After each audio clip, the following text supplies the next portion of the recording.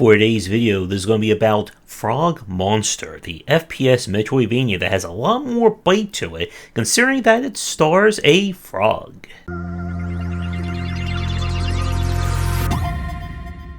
Frogmonster is an FPS metroidvania, and that is a very important distinction I'll come back to in a few minutes. You play a recently created frog in a strange world, where powerful beings have the ability to create life. When one of them decides to go a little bit evil monster creating happy, the good one has created us to try and save the land. So with tongue and gun, it is up to us to explore the world, get power-ups, and fight our way through a whole mess of bosses. The gameplay here is going to be open world style, as the world is going to be quite open to you and only gets even more wider as you go through the game. Your primary interactions are going to be using your gun and guns to fight through enemies, and your tongue is used as interacting and snacking down on any flies, bugs, and other things around. The kind of twist is that this game features artifacts or passive trinkets that we see from many other Metroidvanias, and they come again in the form of all the little animals and critters you can snack on. By equipping them, they will allow you to change your character in various ways. Your gun could fire more accurately, you could move faster, you could heal easier, etc, etc. But as in the case of all these games, you are limited by the number of bug slots that you have access to, and you'll need to get quite far into the game in order to access the ability to get more slots. Now, the gunplay here is pretty solid.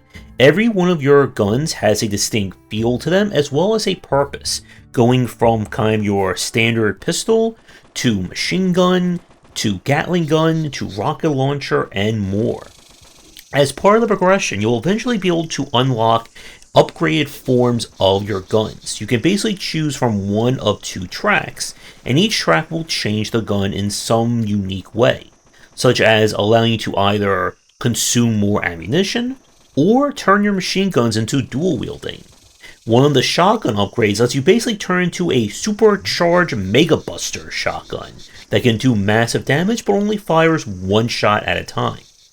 And you'll need these in order to get through the myriad of challenges. Now, if you're hoping for kind of more platforming Metroidvania style upgrades, Frogmonster does have those as well. They are few and far between. You will get the ability to kind of like hit a grapple at certain points, as well as improving your ability to dash. This will allow you to get through more environments and is more importantly going to be used as your defensive mechanism. Speaking of mechanisms or defense, Frogmonster also has kind of a push forward element to how its combat works. All your guns do not have a huge ammo supply to them, and killing enemies, they will of course explode in a collection of various bullets and ammo that you can pick up. You also have magic, and as you go through the game you'll be able to find and equip up to 3 different magic attacks. Most of your magic spells, when they hit an enemy, kill or not, they will drop healing. That will allow you to recover your health, and this is the only way outside of save points that you will be able to recover it. And trust me when I say this game can get quite difficult. In terms of the open world itself, Frogmonster is more constrained in this respect compared to other Metroidvanias. More than likely, you're not going to have to revisit previous areas with new powers, and you can kind of get everything in an area on your first go around once you've kind of gotten through the early game and gotten kind of the bulk of your movement tech and abilities like that. Instead, the game will treat you to a lot of FPS combat, and this goes back to what I was saying at the start of this video. This is not a Metroidvania with FPS elements, this is an FPS with Metroidvania. And the reason why is that this game does get quite challenging. Each area will have enemies wandering around for you to fight, as well as required arenas. You only have to beat the arena once in order to make it finished, but you're going to be trapped in all varieties of environments and room sizes with different waves of enemies, and these enemies are more than happy to mob you. On top of that, Frogmonster definitely borrows a page from either Cuphead or Gunstar Heroes with the sheer amount of boss fights. There are a lot of them here. I believe the count is 25 or 26 at the time of me recording this, and there may be more coming in the future. The boss designs are all very interestingly done. They're all unique enemies with multiple phases, patterns, and rules for how you fight them.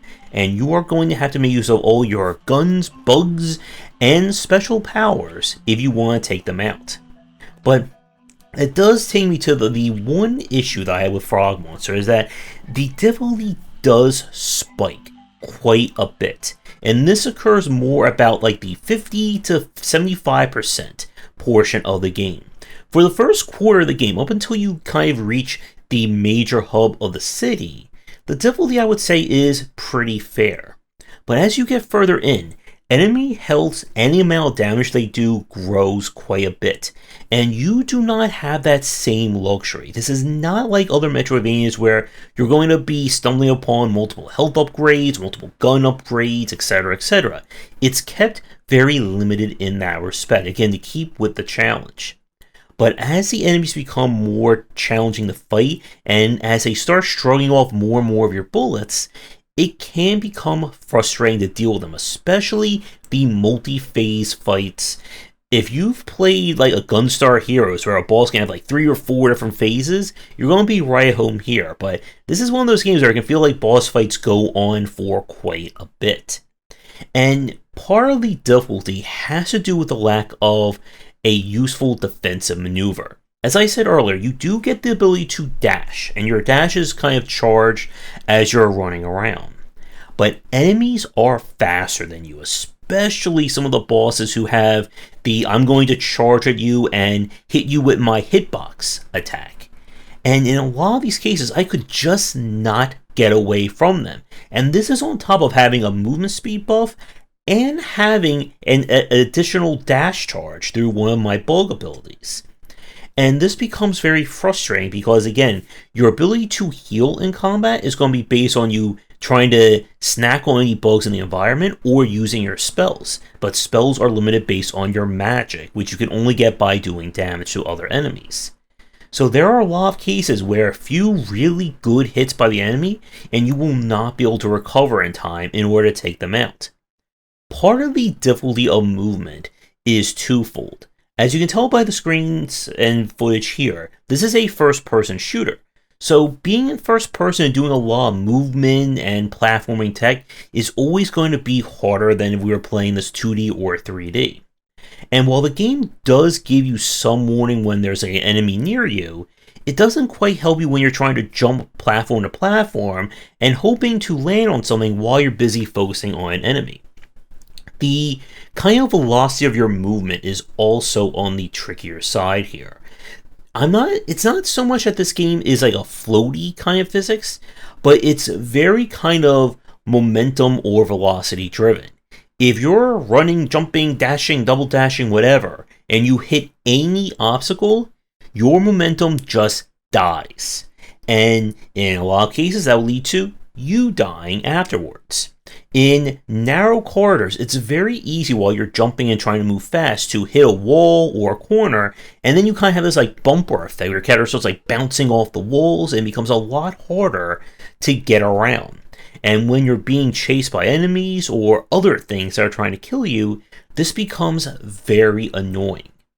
And it is unfortunate that I felt like the game kind of got a little bit too hard in the back quarter, whereas for the first half of the game, it felt really great.